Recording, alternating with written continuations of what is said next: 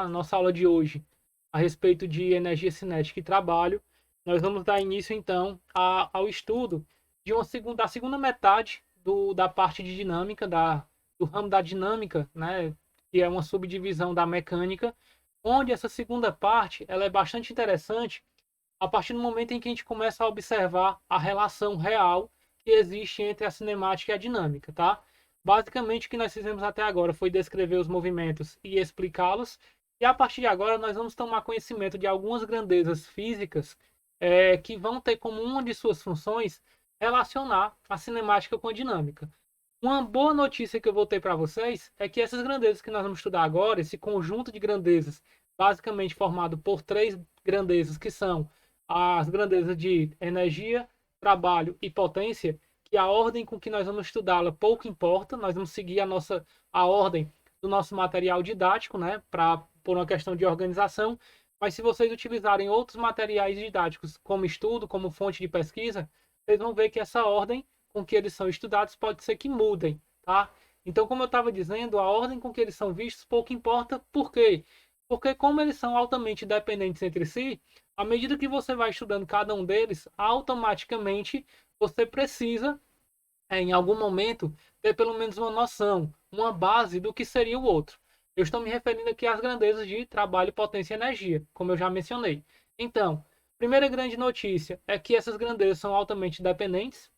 Segunda característica importante é que elas vão relacionar, inclusive nas suas equações, a cinemática com a dinâmica.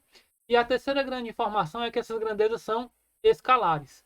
Então, se até agora você estava tendo problema, ou se você estava tendo dificuldade pelo fato de as grandezas que a gente estava estudando serem grandezas vetoriais, e aí se fazia necessário todo o estudo de vetores, as operações vetoriais e assim por diante, a partir de agora essas grandezas são escalares. Então, apesar de elas envolverem grandezas vetoriais, em algum momento a gente precisar ainda fazer alguma operação vetorial, mas o resultado, que são essas grandezas, vão ser resultados escalares, tá? Então elas não têm indicação de direção, não têm indicação de sentido, apenas o seu valor absoluto, beleza? Começando então aqui, é importante a gente perceber, em se tratando de trabalho, que quando a gente fala o termo trabalho, no dia a dia ele sempre atrela a alguma recompensa. Quando a gente executa algum trabalho, a gente sempre espera ser recompensado de alguma forma. Quando esse trabalho é o emprego, nosso emprego, a gente fala de uma remuneração. No caso de vocês, o trabalho de vocês é o estudo, a recompensa é o conhecimento. Então, sempre quando a gente fala de trabalho, a gente atrela a esse conhecimento algo que vai nos dar um retorno. Fisicamente falando, esse trabalho físico, ele é o contrário. Ele não vai estar atrelado a um retorno, mas sim a um gasto, a uma perda, a um desperdício, a uma transferência ou transformação de algo. E esse algo nada mais é do que energia. Então, a partir de agora, fisicamente falando, sempre que a gente falar de realização de trabalho, sempre que a gente falar de um corpo estar sofrendo, está realizando, está havendo trabalho, significa dizer que está havendo uma transferência ou transformação de energia de um corpo para o outro, certo? Bom, diante disso, nós vamos agora então perceber que se realizar trabalho em física implica a transferência de energia de um sistema para outro e, para que isso ocorra, são necessários uma força e um deslocamento adequados, mecanicamente falando, tá? A gente tem diversos tipos de trabalho a serem realizados na natureza, como, por exemplo, transformar energia pode ser quando a gente acende uma lâmpada. Para que essa lâmpada realize o trabalho de iluminar o ambiente, ela precisa estar transferindo energia de um formato para o outro. No caso, ela recebe energia elétrica e transforma essa energia para energia luminosa. Outro tipo de trabalho que a gente pode estar representando é quando a gente, por exemplo, liga um aparelho de rádio.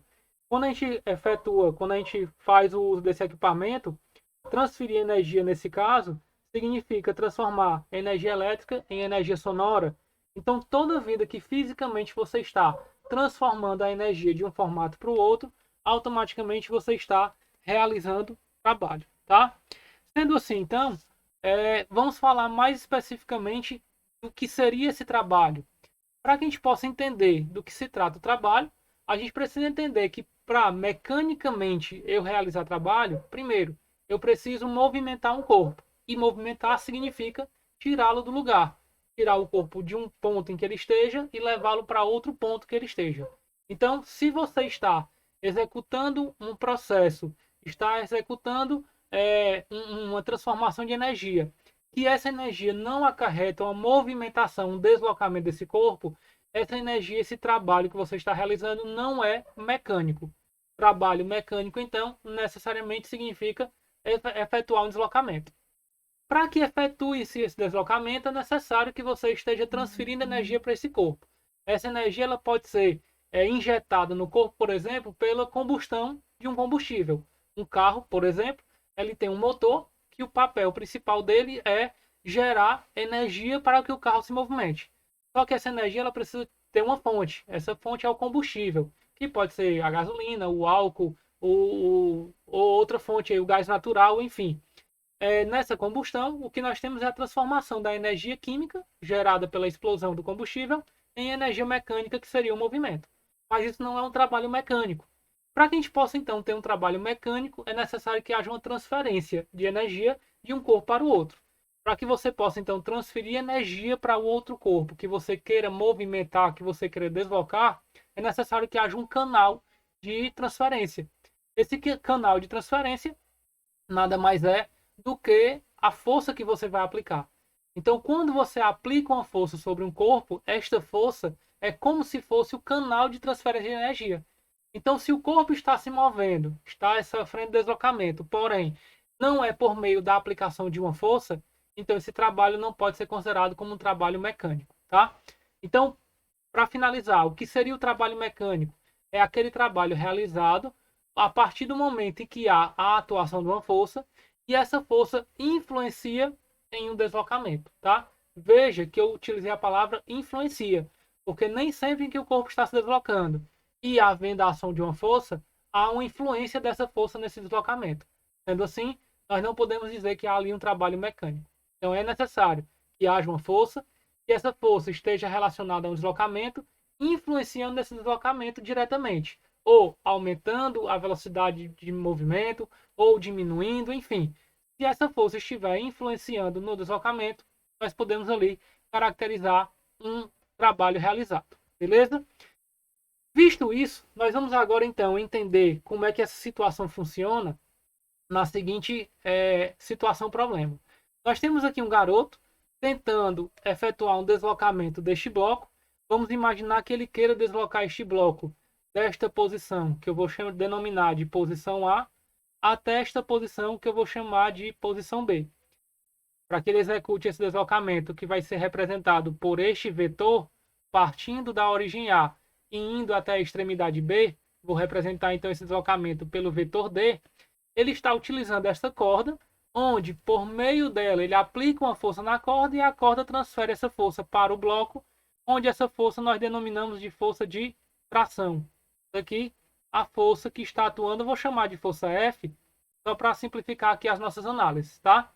Veja então que quanto mais força o garoto aplicar, mais rápido, em menos tempo, ou seja, mais energia ele vai estar transferindo para o bloco. Então, mais trabalho ele está realizando.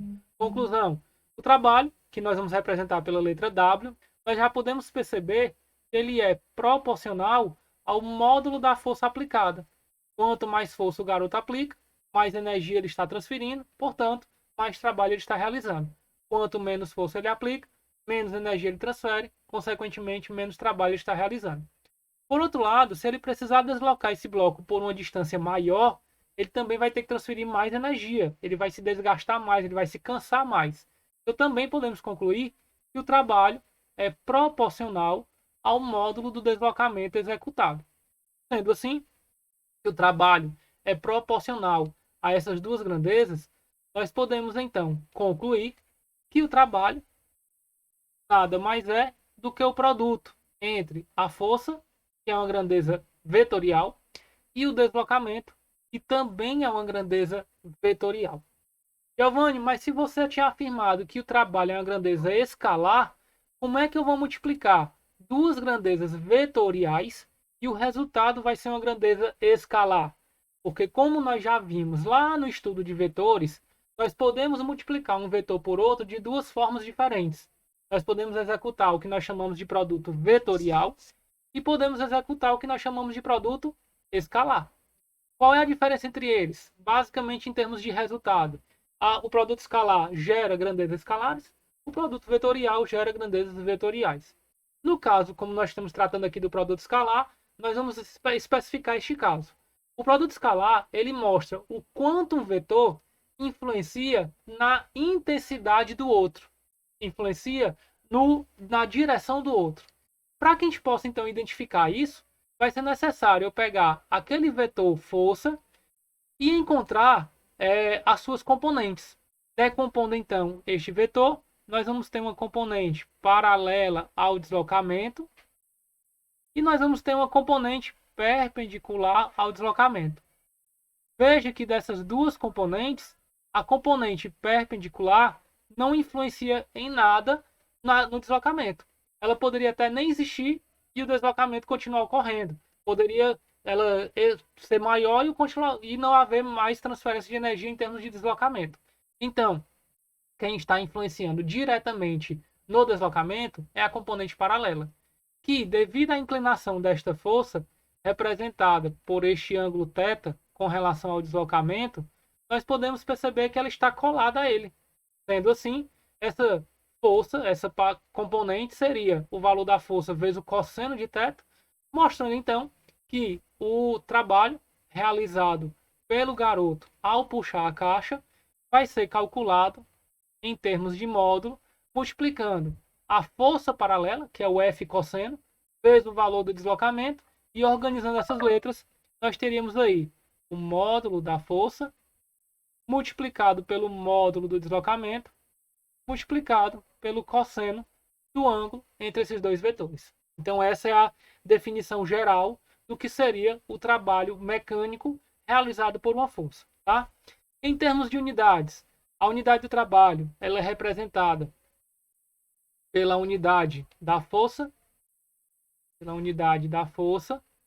multiplicado pela unidade do deslocamento, né, por definição, força vezes deslocamento, e no sistema internacional, a unidade da força é Newton, a unidade de deslocamento é metro, que em homenagem a um dos cientistas que mais estudaram os efeitos energéticos, as transformações energéticas e tudo mais, o seu nome foi utilizado em homenagem a isso, como unidade de medida no sistema internacional para trabalho e energia.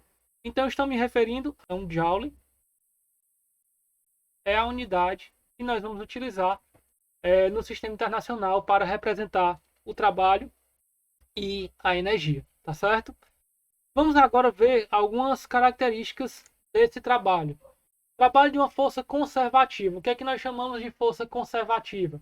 A força conservativa, então, seria aquela força que está se conservando ao longo do movimento, tá? Então, nós vamos ter aqui, ó, esse objeto A, tendo como objetivo se deslocar até o ponto B. Eu estou colocando aqui três possíveis trajetórias. A trajetória 1, representada de amarelo, a trajetória 2, representada de azul, e a trajetória 3, representada de vermelho.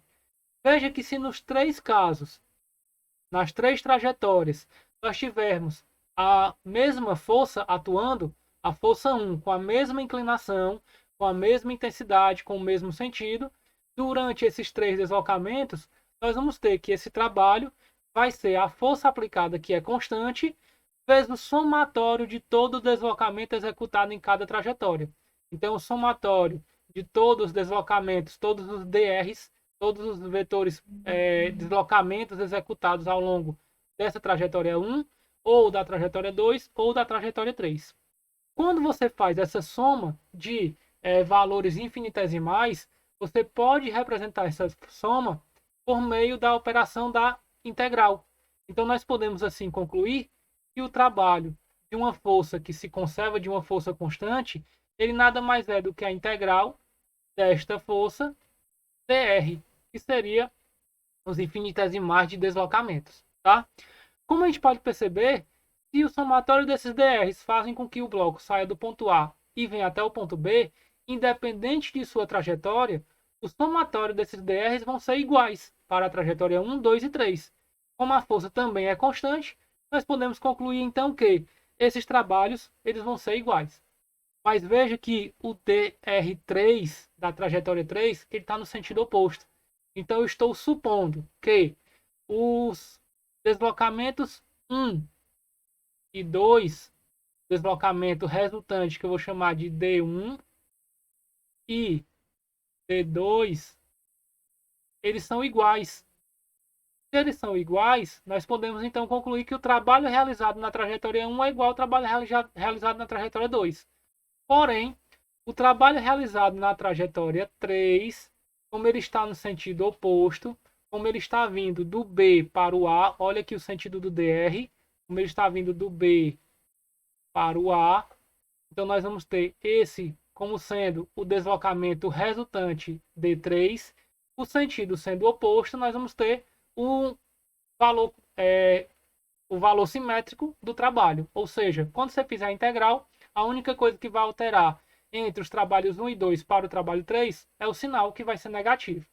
Conclusão, nós podemos então concluir que os trabalhos 1 e 2, trabalho 1 e o trabalho 2 são iguais em módulo e em sinal, tá? E o trabalho 3 é negativo, visto que ele está no sentido contrário da força que está atuando. Então, como a força está inclinada na direção, no sentido de A para B, e o deslocamento está sendo contrário, então nós temos aí um trabalho negativo. Ou seja, esse trabalho teria como intuito dissipar energia, teria como intuito retirar a energia do sistema. Em termos práticos, os trabalhos 1 e 2 estariam injetando energia no sistema, fazendo com que o corpo, por exemplo, se movimentasse mais rapidamente, e o trabalho 3 estaria retirando energia do sistema, fazendo com que o corpo se movimentasse de forma a perder velocidade, a ficar cada vez mais lento. Beleza? Então essa é a diferença básica entre os trabalhos 1, 2 e 3. Seguindo aqui em diante, nós temos agora uma trajetória que é fechada. Então, ó, se você pegar aqui uma trajetória fechada, saindo de um ponto e retornando para esse mesmo ponto, nós vamos ter que os somatórios desses DRs vão ser igual a zero. Então, como a gente já tinha concluído no slide anterior, se o trabalho ele é a integral da força dr, ou seja, ele seria o somatório de todos esses dr's multiplicado pela força suposta constante, no caso de uma trajetória fechada, partindo de um ponto e voltando para o mesmo ponto, esse somatório dá zero, fazendo então com que o trabalho seja classificado como nulo, tá? Seja caracterizado como um trabalho nulo.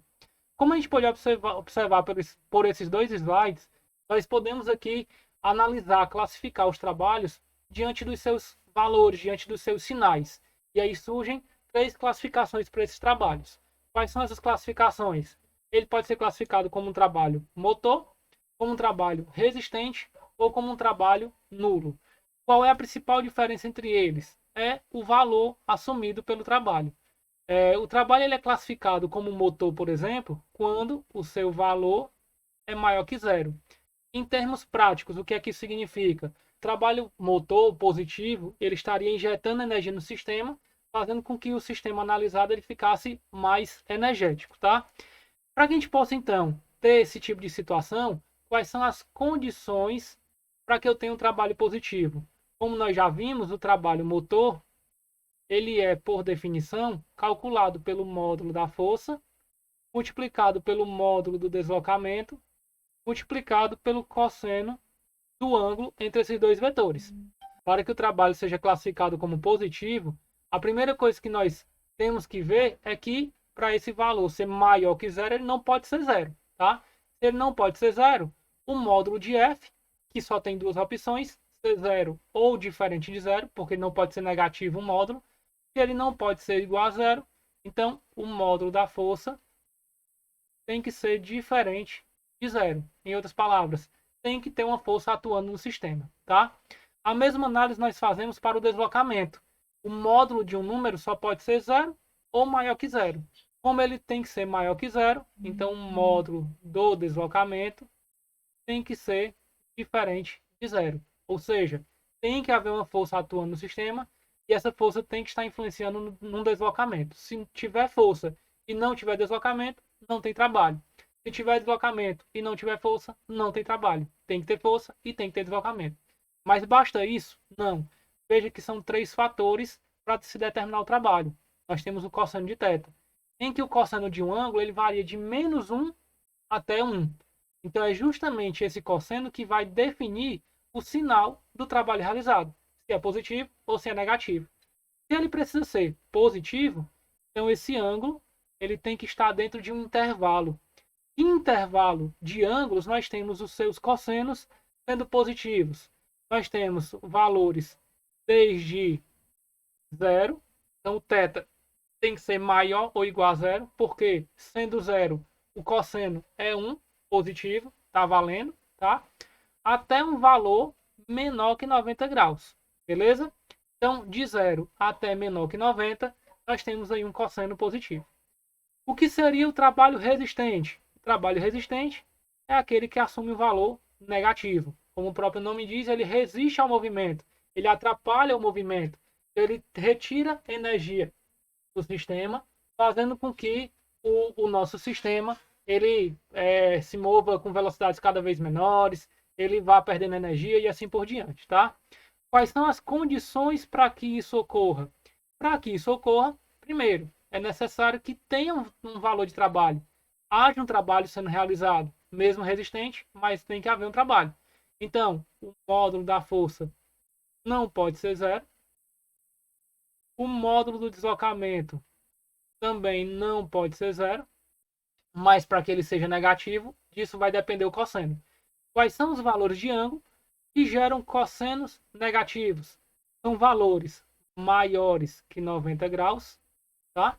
E valores que vão até 180 graus. Ah, Giovanni, mas nós temos aí outros valores maiores que 180. Sim, mas quando a gente fala de ângulo entre dois vetores, nós temos sempre um ângulo entre 0 e 180 e outro ângulo de 180 a 360. Então, quando a gente fala do ângulo entre dois vetores, sempre a gente fala do menor dos dois, tá? Então, a gente vai considerar o intervalo aí de 0 a 180.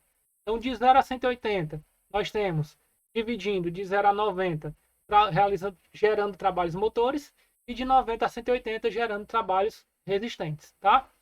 E o que seria um trabalho nulo? Como o próprio nome diz, o trabalho nulo é quando o trabalho é igual a 0. Para que o trabalho seja igual a 0, também existe condição. Quais são as condições? Não, primeiro, que não haja força atuando sobre o sistema, que o módulo da força seja 0. Ah, Giovanni, mas como é que nós vamos ter um corpo se deslocando sem a ação de uma força? É possível?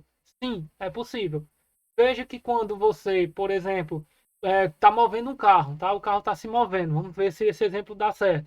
Quando o carro está se movendo e você de repente desengata o carro, você bota a marcha no ponto morto, né, como a gente chama, ele fica na banguela. Se você tiver aí num plano horizontal, numa pista perfeitamente horizontal, o carro estando na banguela, ele continua se movendo por inércia, porém nós não temos força agindo sobre esse sistema, tá? Vamos considerar aqui um sistema ideal em que nós não temos atrito, resistência do ar nem nada. O que é que vai acontecer? Ele está se deslocando com velocidade constante e, como não tem nenhuma força atuando, o trabalho realizado sobre ele é nulo, tá?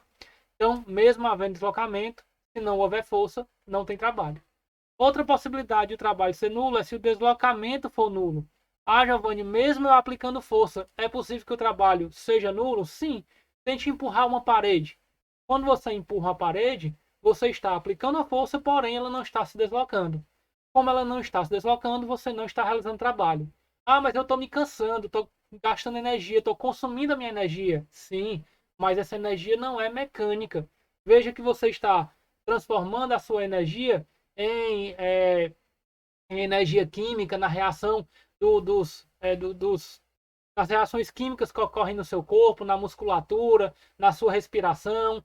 Você está perdendo a energia pelo desgaste muscular que você está exercendo. Mas essa energia não é transformada em uma energia mecânica, portanto, não é classificada como um trabalho mecânico, tá certo? Mas não só existem essas duas possibilidades, de a força sendo nula e o deslocamento sendo nulo, realizar um trabalho nulo. Há a possibilidade de o corpo estar se deslocando, de estar sofrendo ação de forças, porém o trabalho ainda ser nulo. Qual é a condição? veja que nós temos um terceiro fator. Esse terceiro fator é o cosseno do ângulo. Qual é o único ângulo em que o cosseno dele é zero? Esse ângulo é o ângulo de 90 graus.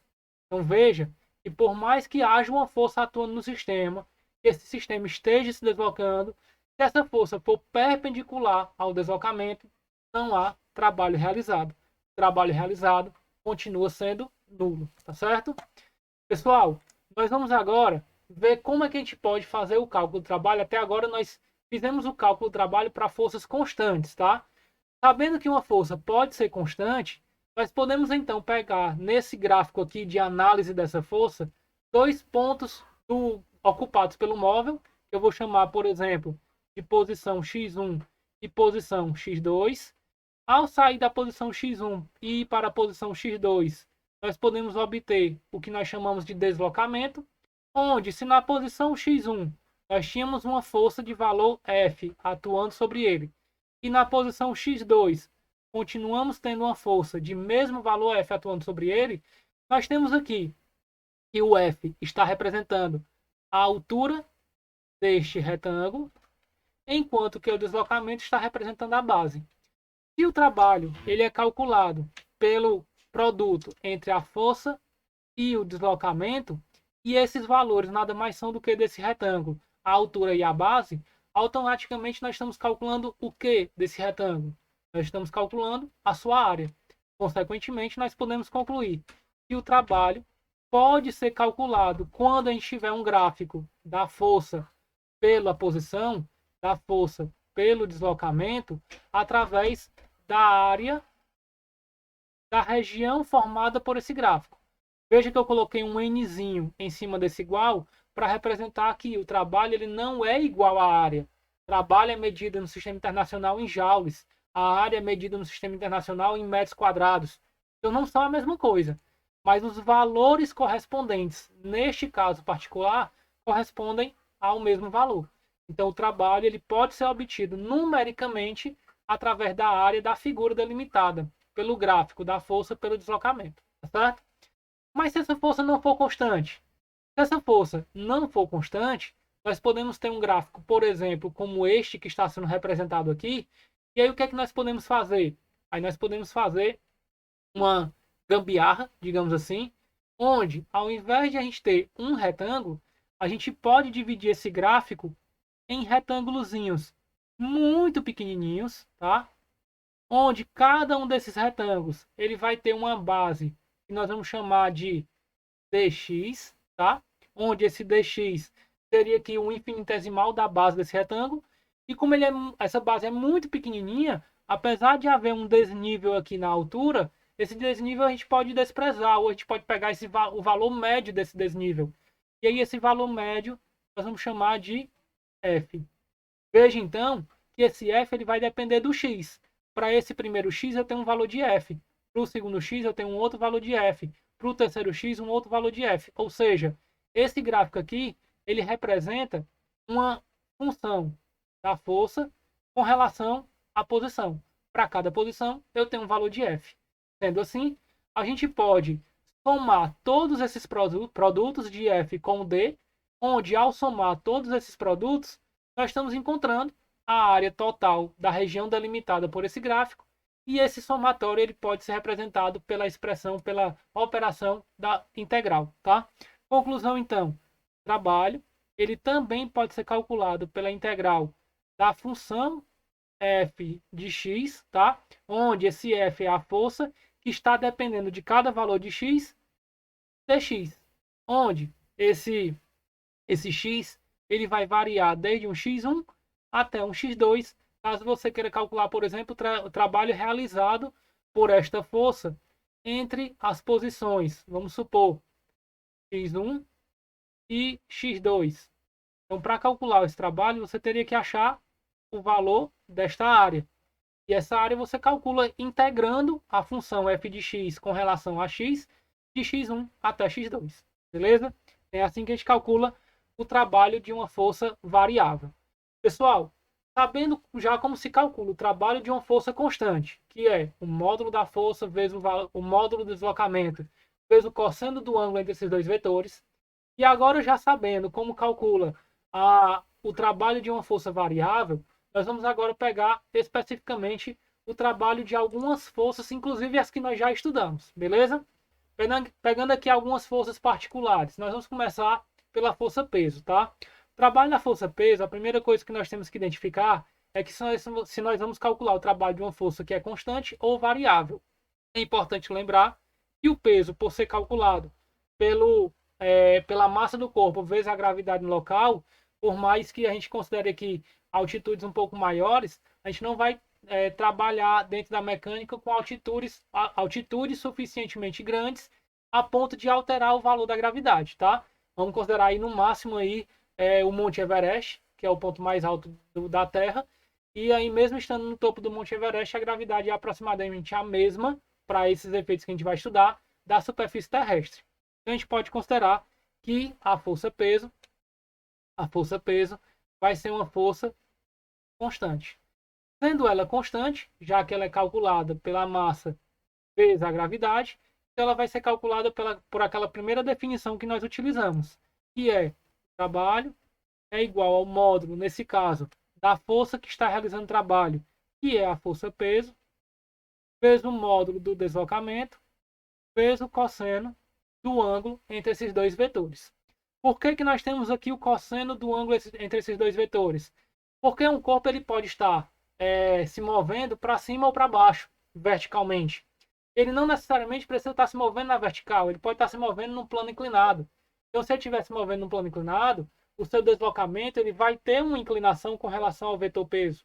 Então, esse ângulo de inclinação vai influenciar no trabalho. Quando você pega, então, o deslocamento cosseno de θ, você garante nesta relação que você está pegando apenas o deslocamento paralelo à força-peso. E esse deslocamento paralelo à força-peso, já que o peso é um vetor sempre vertical, nós vamos chamar simplesmente de H. Então, esse H, que é a altura, por mais que o corpo esteja num plano inclinado, nós vamos pegar apenas a altura que ele vai se deslocar, vai representar a componente, o módulo da componente paralela, tá? Isso aqui é o módulo da componente paralela do deslocamento com relação ao vetor peso. Desta forma, então, substituindo aqui as informações, nós teremos que o trabalho vai ser igual a módulo do vetor peso é m vezes g, é o módulo da gravidade que eu estou representando aqui, o g sem a setinha do vetor em cima, vezes o módulo dessa componente paralela do deslocamento com relação ao peso, que nós já chamamos de h. Só que ainda está faltando uma informação. Que informação é essa? E esse h, esse deslocamento, ele pode ser para cima ou para baixo. Como só existem essas duas possibilidades, como o peso é sempre para baixo, o que acontece? Quando o deslocamento for para cima, esse ângulo é de 180 e aquele cosseno é menos 1. Quando o deslocamento for para baixo, no mesmo sentido do peso, esse ângulo é 0, o cosseno é 1 e aí nós temos o trabalho positivo. Então, ajustando aqui a expressão final para o trabalho da força-peso, ele vai ser sempre ou mais ou menos mgh, beleza? Só existe uma possibilidade de o peso não estar realizando trabalho, é se o movimento for horizontal. Se o movimento for horizontal, o ângulo formado com a força-peso é de 90 graus e aí o trabalho é nulo. Mas o movimento não sendo horizontal, sendo vertical ou inclinado, o peso realiza trabalho e ele vai ser calculado por mais ou menos mgh. Quais são as possibilidades de ele ser mais ou menos? As possibilidades são as seguintes. Ele vai ser positivo quando o vetor peso e o vetor deslocamento estiverem no mesmo sentido. Ou seja, quando o corpo estiver se movendo para baixo. Qual é a outra possibilidade? É de o trabalho ser negativo. Quando é que o trabalho vai ser negativo? Quando o vetor peso e o vetor deslocamento estiverem em sentidos contrários. Isso acontece quando o corpo estiver se movendo para cima. Tá? Por que então é tão difícil, é tão mais difícil eu subir uma escada do que eu descer? Porque eu descendo a escada, o peso está injetando energia em mim, ajudando a executar esse deslocamento. Ele está realizando o trabalho nesse meu deslocamento.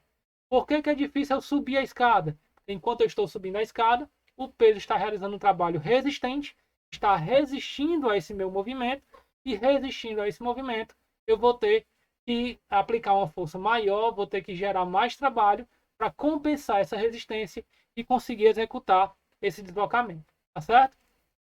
Como é que a gente faria então o cálculo do trabalho da força elástica, indo agora para a segunda força? A primeira coisa que nós temos que lembrar, já fiz aí até uma prévia para vocês, mas a primeira coisa que nós temos que lembrar é que a força elástica, ela não é constante, como a força peso, ela varia. Se ela varia, ela não pode mais ser calculada por aquela definição da força vezes o deslocamento vezes o cosseno do ângulo. Ela vai ter que ser calculada pela integral da função dessa força com relação à posição. Então, lembrando que a força elástica é calculada por Kx, né? Em módulo, tá? Na realidade seria menos Kx, mas estou usando aí em módulo, ou K delta X, se você preferir, tá? Vai depender de como é que você faz a interpretação. Nós vamos ter que desenhar o gráfico desta força elástica com relação às posições ocupadas pelo corpo preso a essa mola. Quando a gente faz essa análise, nós temos aqui a função do primeiro grau, em que quando o deslocamento ΔX for zero, a força aplicada é zero. Quando o ΔX for um valor aqui que eu vou chamar de ΔX', nós vamos ter aqui uma força elástica de K ΔX'. Ligando esses dois pontos por meio de uma função do primeiro grau, portanto, uma reta, nós vamos ter aí esse gráfico, em que a figura delimitada por ele nada mais é do que um triângulo. Então, como eu disse, você pode aplicar aqui a integral para encontrar esse trabalho. Trabalho da força elástica seria a integral da função com relação a x dx, tá? Em que esse trabalho vai ser, portanto, a integral de kx kx dx, beleza? Fazendo aqui a integral, então, o k é uma constante, sai da integral, o trabalho vai ficar, então, k vezes a integral de x dx, é x ao quadrado, sobre 2. Então, esse seria o valor do trabalho. Só que tem um detalhe. Esse trabalho aplicado pela mola, ele também pode injetar energia no sistema, mas também pode retirar energia do sistema. Ele também pode ser um trabalho motor ou resistente. Então, fazendo aqui o último ajuste para a gente chegar na equação final, nós vamos ter que o trabalho da força elástica, ele também pode ser mais ou menos kx ao quadrado sobre 2, tá? Veja que se você calcular aqui a área desse triângulo, vai ser a mesma expressão. Base x, altura kx, dividido por 2, então fica kx ao quadrado sobre 2 é a área desse triângulo. Beleza. Então, quando é que ele vai ser positivo? Quando a força aplicada pela mola estiver a favor do movimento. Quando é que ela vai estar a favor do movimento? Na situação em que a mola está se restaurando. Veja que enquanto você está esticando a mola, ou enquanto você está comprimindo a mola, ela está resistindo a esse movimento. Então, ela está gerando, nesse momento, durante esse período, um trabalho resistente. Mas a partir do momento em que você solta o bloco e ele passa a ser movido pela mola, durante esse movimento, nós temos aí um trabalho motor, tá? Então, quais são as situações que nós vamos ter? Primeiro, ele vai ser um trabalho positivo para o movimento de restauração da mola. Enquanto a mola estiver sendo restaurada, que é quando você solta e o bloco passa a se mover devido à força aplicada pela mola, nós temos um trabalho motor. E quando é que ele vai realizar um trabalho negativo, resistente? Durante a deformação da mola. Entenda como deformação, tanto eu esticando ou comprimindo, tá? Os dois casos, nós temos aqui um trabalho negativo. Beleza? Vamos lá, então. Agora nós vamos entender como é que esse trabalho ele influencia no movimento propriamente dito, tá? Primeira coisa que nós temos que perceber é que se cada força vai estar realizando o seu trabalho, nós temos um conjunto de forças realizando o que nós vamos chamar de trabalho total. Esse trabalho total, ele pode ser calculado de 3 formas diferentes. Primeira coisa, vamos lá. Como é que nós podemos interpretar o que seria esse trabalho total. Se esses trabalhos são grandezas escalares, e essas forças podem estar atuando em conjunto, como é a maioria dos casos, nós vamos chamar de trabalho total o somatório de todos os trabalhos. Então, eu vou chamar aqui o somatório dos trabalhos I, onde esse I vai de 1 até N. Traduzindo, o que é que isso representa? Representa a soma de todos os trabalhos. Então, o trabalho de um I igual a 1, ou seja, o trabalho da força 1, somado ao trabalho do I igual a 2, somado ao trabalho do I igual a 3, e assim por diante, até a enésima força. Então vamos lá. Quando você está lá resolvendo a questão, como é que você faz? Representa todas as forças. Se a questão, por acaso, pedir para você calcular o trabalho total, uma das possibilidades é você calcular o trabalho de cada força, as que são constantes, você calcula pela força, vezes o deslocamento, vezes o cosseno do ângulo. As que são variáveis, você calcula pela área do gráfico ou pela integral da função. E de posse de cada um dos trabalhos, você soma a força 1 com a força 2, o peso, a normal, a tração, a força elástica, o atrito, a força 1, a força 2, até a enésima força. Somou todo mundo, você tem ali o trabalho total. Beleza? Segunda possibilidade de se calcular o trabalho total é perceber que você consegue substituir aquele conjunto de forças por uma única força que faça o mesmo efeito. Esta força nós denominamos carinhosamente de força resultante. Então, uma outra possibilidade de você calcular o trabalho total é através da força resultante, ou melhor, do módulo dessa força resultante, vezes o módulo de deslocamento sofrido pelo corpo, vezes o cosseno do ângulo formado entre a força resultante e o deslocamento, desde que nós tenhamos a condição de esta força resultante ser constante, tá? Se ela for constante, você pode sim calcular por essa expressão. Mas se ela não for constante, aí se ela não for constante, o trabalho total você vai calcular pela integral da função da força resultante com relação a x, dx, tá? E aí, se você vai fazer o cálculo da integral dessa função, se a força resultante varia com o x, beleza? Então essas são as duas possibilidades. Diante dessa informação, nós vamos agora ver uma outra possibilidade de se calcular o trabalho total. E aí prestem atenção, porque é aqui que chega o ponto chave, o ponto ápice da nossa aula de hoje. Vamos lá. Nós temos que lembrar, pegando aqui esse segundo formato de cálculo do trabalho total, e baseado nele nós vamos generalizar para todos os outros, sabendo que a força resultante, de acordo com a segunda lei de Newton, é igual à massa vezes a aceleração, e que essa aceleração é a variação da velocidade com relação ao intervalo de tempo, nós podemos então concluir que o trabalho total vai ser igual ao módulo dessa força resultante, que é, portanto, a massa, vezes o módulo da aceleração, que é ΔV sobre ΔT, isso multiplicado pelo deslocamento, tá? Se você pegar uma força paralela ao deslocamento, o ângulo é zero e o cosseno é 1. Então, nós vamos ter aqui essa expressão. Olha só o que nós acabamos de encontrar. Um deslocamento dividido pelo tempo. Em que esse deslocamento dividido pelo tempo, nós também chamamos de velocidade média.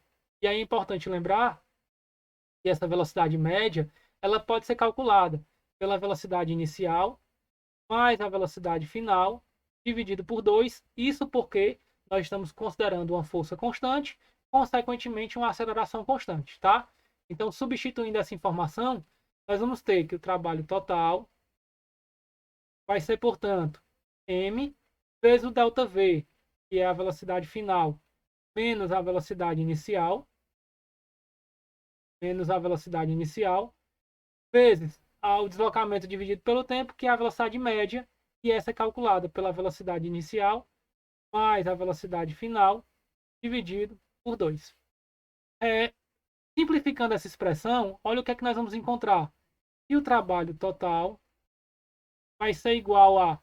Eu vou trazer esse denominador, esse 2 que está dividindo esse numerador para cá para frente. Vai ficar m sobre 2, como está tudo multiplicando, isso é perfeitamente possível, e multiplica o produto de VF menos VI por VF mais VI.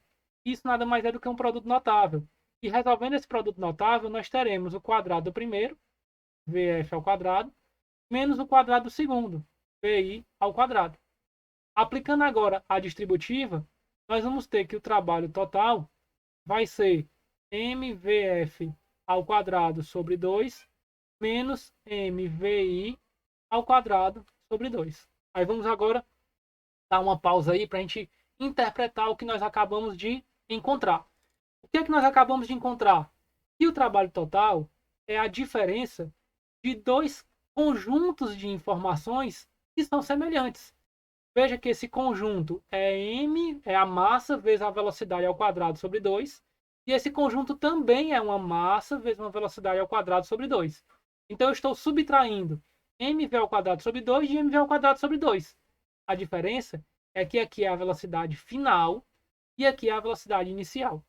Então isso quer dizer que se eu estou subtraindo a mesma grandeza, o mesmo pacote, e a diferença é que um é o final menos o outro que é o inicial, nós podemos concluir que esse trabalho total, na física, sempre que nós subtraímos um valor final menos o valor inicial, nós chamamos isso de variação. E essa variação é representada pela letra delta maiúsculo, tá? Só que a gente precisa saber o que é isso.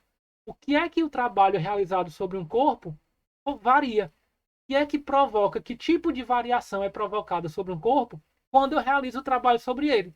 E o que está variando neste corpo quando nós realizamos o trabalho nada mais é do que a energia. Então a gente já pode concluir aqui que, de uma forma geral, quando há um trabalho realizado sobre um sistema, há a variação de energia. Se é um trabalho termodinâmico, energia térmica. Se é um trabalho elétrico, energia elétrica. Se é um trabalho sonoro, energia sonora. Como nós estamos aqui tratando exclusivamente dos trabalhos mecânicos, nós temos um tipo de energia, que nós vamos ver depois, que são 3 energias classificadas como mecânicas, mas, nesse caso, é a energia que é manifestada pela velocidade obtida pelo corpo, pela velocidade que o corpo possui. E essa energia nós vamos chamar de energia cinética. Então, através dessa demonstração, eu já fiz 2 objetivos ao mesmo tempo. Eu já demonstrei para vocês que a energia cinética de um corpo, que a gente vai representar por EC, ou o livro gosta muito de representar pela letra pela letra K, tá? Que faz referência aí à palavra cinética em inglês, kinect, tá? Que tem a ver com movimento. Então, a energia cinética, que é representada por EC ou K, a gente acaba de demonstrar que é calculada por mv ao quadrado sobre 2. Então, a energia que o corpo possui, estando ele com determinada velocidade, é calculada por essa expressão. E a variação dessa energia indica a realização de um trabalho total sobre o sistema. Então, quando você calcula o trabalho de cada força e soma todos esses trabalhos, esse valor de trabalho está provocando a variação da energia cinética. Quando você faz a integral da força resultante em relação à posição do corpo, calculando ali o trabalho total, esse trabalho total corresponde à variação da energia cinética. Então, concluindo, nós temos que toda vida que há um trabalho total realizado sobre um corpo, isso indica que há uma força e essa força está influenciando no deslocamento, consequentemente, há uma variação da energia cinética do sistema. A essa expressão, nós damos o nome de teorema da energia cinética. O teorema da energia cinética mostra que sempre que há um trabalho total realizado sobre um corpo, há a variação da energia, tá? Já nos encaminhando aqui para os últimos conceitos dessa aula de hoje, nós vamos agora definir o que seria a potência. Potência é uma outra grandeza que faz parte desse conjunto que nós estamos estudando hoje, e ela nada mais é, por definição, do que a capacidade que um corpo tem de realizar trabalho ao longo de um intervalo de tempo. Então, quando a gente faz essa definição, quando a gente define a potência como sendo a capacidade de realizar trabalho ao longo de um intervalo de tempo, nós já estamos definindo também o que nós vamos chamar de potência média. que nada mais é do que o trabalho realizado por um sistema ou num sistema dividido pelo tempo de realização do trabalho. Isso fica bem simples de compreender quando a gente pega, por exemplo, situações do nosso dia a dia, como a utilização de um ar-condicionado.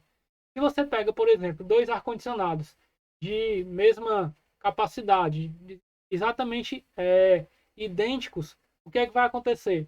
Quando você coloca um desses ar-condicionados em um ambiente maior do que o outro, você vai ter aquele ar-condicionado, apesar de ele ter a mesma capacidade, ter a mesma potência, ele vai estar realizando mais trabalho, porque ele tem a mesma potência, porque ele vai levar mais tempo para esfriar aquele ambiente maior. Então, veja que tendo os dois ar-condicionados com a mesma potência, quando você compra aqueles BTUs que estão ali representados, que é a unidade britânica de potência térmica, né, que a gente chama de BTU, tendo eles a mesma potência, se um deles vai ter que realizar mais trabalho, porque tem um ambiente maior para resfriar, ele vai gastar mais tempo e, consequentemente, ele vai gastar mais tempo para isso. Então, mais trabalho e mais tempo, se você dividir esses dois valores, você vai ter a mesma potência, tá? Só que o trabalho corresponde ao quanto de energia ele está gastando. Então, se você tem um ar-condicionado com a mesma potência do outro, porém, um deles vai ter que realizar mais trabalho para poder resfriar aquela sala por ser maior, e você vai estar gastando mais energia. Então, para você não ter tanto gasto de energia, você não ter um gasto de energia maior, o que é que você faz? Para ambientes maiores, você compra um ar-condicionado mais potente para que ele consiga realizar aquele trabalho em menos tempo. E aí, se ele realizar aquele mesmo trabalho que o outro realizaria, só que em menos tempo, porque ele é mais potente, você vai estar tendo uma economia de energia, tá? Então, essa é a relação que nós temos para potência. Em termos de unidades, como é que a gente faz para calcular essa potência? A unidade da potência, ela vai ser a unidade do trabalho dividido pela unidade do tempo, que no sistema internacional a unidade do trabalho é o joule, a unidade do tempo é o segundo, e nós vamos transformar também em homenagem a um dos cientistas que estudaram essas conversões energéticas, nós vamos substituir o joule por segundo pela unidade de watts, tá? Então a unidade de watts é a unidade do sistema internacional para a grandeza de potência.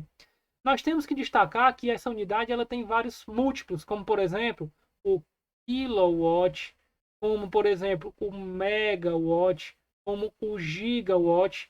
E esses múltiplos eles correspondem a valores numéricos. Então o kilowatt seria o valor de 1000 watts. O megawatt seria o valor de 1 milhão de watts. E o gigawatt seria o valor de 1 bilhão, ou seja, 10 a nona watts. Certo? Então, esses são os múltiplos. Existem também outras unidades de potência que são igualmente utilizadas no nosso dia a dia. Essas unidades são o cavalo-vapor e o horsepower. E se você for traduzir do inglês para o português, corresponde ao mesmo significado. Porém, em termos numéricos, eles correspondem a valores diferentes. O cavalo-vapor seria 735,5 watts e o horsepower seria 745,7 watts. Da onde vêm essas expressões? Vem da época da Revolução Industrial, onde os meios de transporte, os mecanismos das produções industriais e dos engenhos eram basicamente a tração animal, né? Então os engenhos eles funcionavam à base de tração animal. Também os veículos, as charretes, as carroças eram baseadas em tração animal. E a partir do momento em que foram surgindo aí as primeiras máquinas a vapor, as primeiras máquinas mecânicas, houve a necessidade de efetuar uma conversão. E quanto equivale aquela máquina em termos de tração animal? E aí surgiu o termo cavalo-vapor. Não, essa máquina ela corresponde a tantos cavalos de potência. Esse equipamento equivale a tantos cavalos de potência.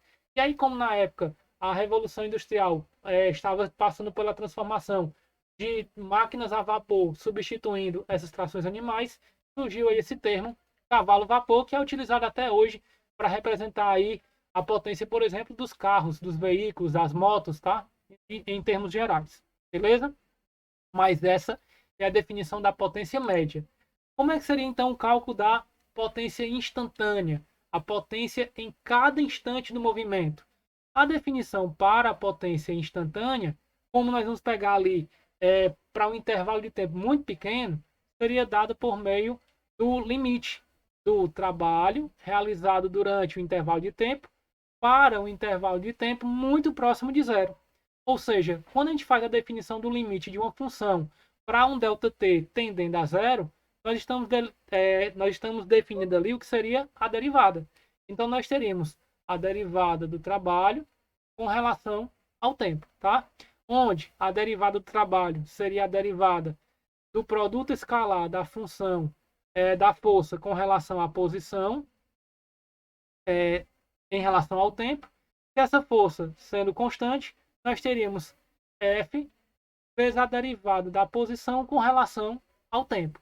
E o que é a derivada da posição com relação ao tempo? Nada mais é do que a velocidade. Então, a potência instantânea, ela pode ser classificada, ela pode ser definida como sendo o produto entre a força e a velocidade. De novo, nós temos aqui um produto entre duas grandezas vetoriais, gerando uma grandeza escalar. Então, mais uma vez, nós vamos utilizar aquele artifício de tornar esses vetores paralelos, ou de pegar o vetor da força paralelo ao movimento, e para garantir esse paralelismo, nós pegamos o cosseno do ângulo entre esses dois vetores. Então, por definição, a potência instantânea seria obtida pelo módulo da força, vezes o módulo da velocidade, vezes o cosseno do ângulo entre esses dois vetores. Tá certo?